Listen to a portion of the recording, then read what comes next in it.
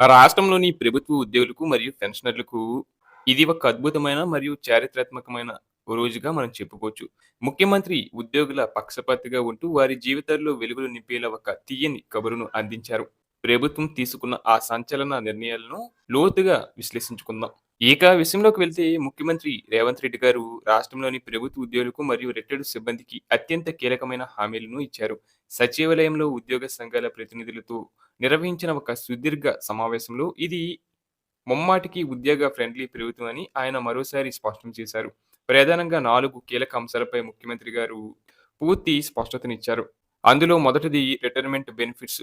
పదవి విరమణ పొంది కూడా తమ సొంత డబ్బుల కోసం ఏళ్ల తరబడి కార్యాలయాల చుట్టూ తిరుగుతున్న వృద్ధుల గోడును గమనించిన సీఎం గారు రాబోయే కేవలం 100 రోజుల్లోనే ఏకంగా 6,000 కోట్ల భారీ నిధులను విడుదల చేసి రిటైర్మెంట్ బెనిఫిట్స్ చెల్లిస్తామని ప్రకటించారు.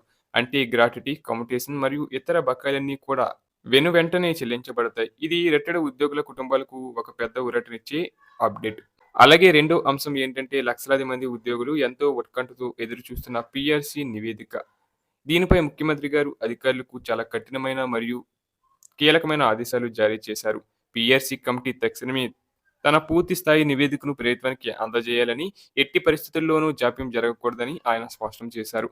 ఆ రిపోర్ట్ అందిన వెంటనే ఏమాత్రం ఆలస్యం చేయకుండా పీఆర్సీ అమలుపై తుది నిర్ణయం తీసుకుంటామని మరియు ఉద్యోగులకు గరిష్ట ప్రయోజనం చేకూరేలా చూస్తామని రేవంత్ రెడ్డి గారు భరోసా ఇచ్చారు. దీనివల్ల ఉద్యోగుల జీతభత్యాలతో భారీ మార్పు వచ్చే అవకాశం ఉంది. మూడవది ఆరోగ్య భద్రతకు సంబంధించింది. జూన్ 1వ తేదీలోపు రాష్ట్రంలోని ఉద్యోగులందరికీ మెరుగైన ఆరోగ్య కార్డులను పంపిణీ చేయాలని ముఖ్యమంత్రి అధికారులను ఆదేశించారు.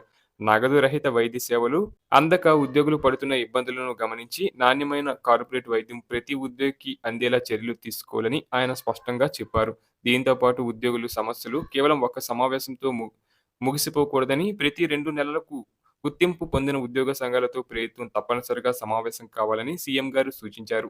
ఈ సమావేశంలో చర్చించిన అంశాలపై ఎప్పటికప్పుడు ప్రభుత్వానికి నివేదికలు పంపాలని, తద్వారా సమస్యలను ఎప్పటికప్పుడు పరిష్కరించవచ్చని ఆయన దిశానిర్దేశం చేశారు. చివరగా ముఖ్యమంత్రి రేవంత్ రెడ్డి గారు ఉద్యోగ సంఘాలకు ఒక గొప్ప ఆత్మీయ భరోసాను కల్పించారు.